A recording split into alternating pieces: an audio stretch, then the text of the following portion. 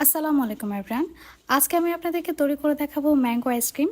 দোকানে যে ম্যাঙ্গো আইসক্রিমটা পাওয়া যায় সেটা আজকে বাসায় তৈরি করে দেখাবো। আর এই আইসক্রিমটা খেতে খুবই মজা। পাকা আমের এই সিজনে একবার হলেও এই আইসক্রিমটা তৈরি করে খাবেন। আশা করছি আপনাদের সবার খুব ভালো লাগবে।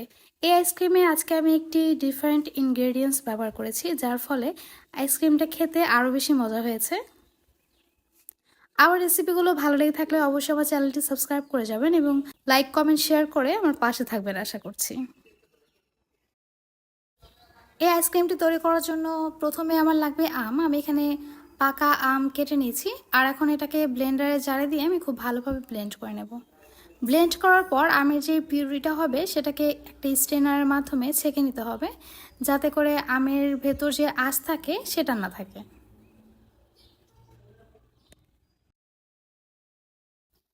এখন এখান থেকে কিছুটা পিউরি দিয়ে আমি আমের জেলো তৈরি করে নেব আর বাকি পিউরিটা আমি ডিপ ফ্রিজে রেখে দেব 1 ঘন্টার জন্য, যাতে করে এটা একটু ঠান্ডা হয়ে আসে। আমার গত ভিডিওতে আমি একটি রেসিপি তৈরি করেছিলাম, সেটাতে আমি আপনাদেরকে দেখিয়ে দিয়েছি কিভাবে আমের জেলোটা তৈরি করবেন। আপনারা দয়া করে সেটা একটু দেখে নেবেন। আর যেই আমের পিউরিটা আমি ডিপ ফ্রিজে রেখে দিয়েছিলাম সেটা দেখতেই পারছেন অনেকটাই বরফ হয়ে গিয়েছে, তবে একদম শক্ত হয়নি, একটু বরফ জমেছে। এই আইসক্রিমটা তৈরি করার আগে অবশ্যই এই পিউরিটাকে ফ্রিজে রেখে এইভাবে ঠান্ডা করে নিতে হবে। এখন একটা স্টিলের বোলে আমি নিয়ে নিলাম 1 কাপ পরিমাণ হুইপ ক্রিম। আমি হাফ কাপ করে দুইবারে নিয়েছি whip cream 1 cup. Deep fridge থেকে হুইপ ক্রিমটাকে আমি 1 ঘন্টা আগে নামিয়ে রেখেছিলাম, এতে করে এটার ভেতর যে বরফটা হয়েছিল সেটা গলে গিয়েছে, তবে হুইপ ক্রিমটা কিন্তু ঠান্ডাই রয়েছে। আর এই হুইপ ক্রিমের মধ্যে আমি অ্যাড করব 2 টেবিল চামচ পরিমাণ আইসিং সুগার, মানে চিনিটাকে আমি গুঁড়ো করে নিয়েছিলাম আর এটা আমার নর্মাল ফ্রিজে সংরক্ষণ করা থাকে। এখন একটি ইলেকট্রনিক বিটার দিয়ে আমি এই হুইপ ক্রিমটাকে একটু বিট করে নেব। তবে কেকের জন্য যেভাবে এটাকে শক্ত করে বিট করতে হয় সেভাবে করতে হবে না, আর এটাকে অনেক সময় নিয়েও বিট করতে হবে না। কেকের মতো শক্ত ক্রিম তৈরি হয়ে গেলে সেটা দিয়ে কিন্তু আইসক্রিম তৈরি হবে না। হুইপ ক্রিমটাকে কিছুক্ষণ বিট করার পরে আমি এখানে আমের যে পিউরিটা তৈরি করে রেখেছিলাম সেটা দিয়ে দিচ্ছি।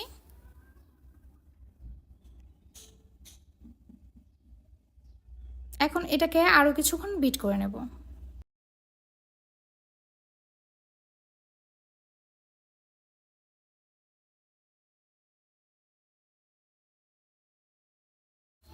এখন এই ক্রিমের মধ্যে আমি দিয়ে দেবো ম্যাঙ্গো বার। আমি দোকান থেকে ম্যাঙ্গো বারের যে প্যাকেটগুলো আছে সেটা কিনে ছোট ছোট টুকরো করে কেটে নিয়েছি।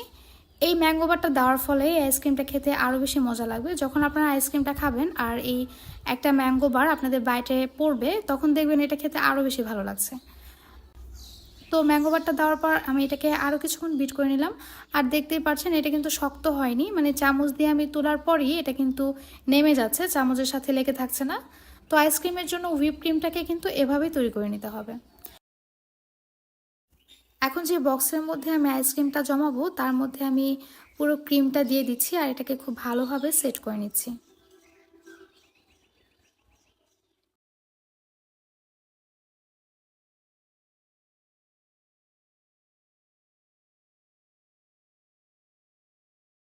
এইভাবে করে দিলে আইসক্রিমের ভেতরে কোনো ফাঁপা থাকে না। আর উপর দিয়ে আমের যে জেলোটা তৈরি করে রেখেছিলাম সেটা দিয়ে দিচ্ছি।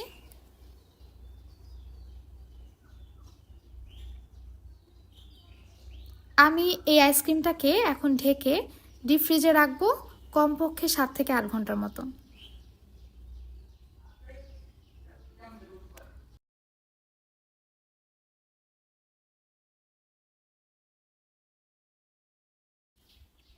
আমি এই আইসক্রিমটাকে প্রায় 9 ঘন্টার মতো ডিপ ফ্রিজে রেখেছিলাম। আর এখন এটাকে আমি একটু সার্ভ করে দেখাচ্ছি। দেখতে পাচ্ছেন আইসক্রিমটা উপর থেকে দেখতে কিন্তু খুবই ভালো লাগছে, আর এই আইসক্রিমটা খেতেও কিন্তু বেশ মজা হয়েছিল।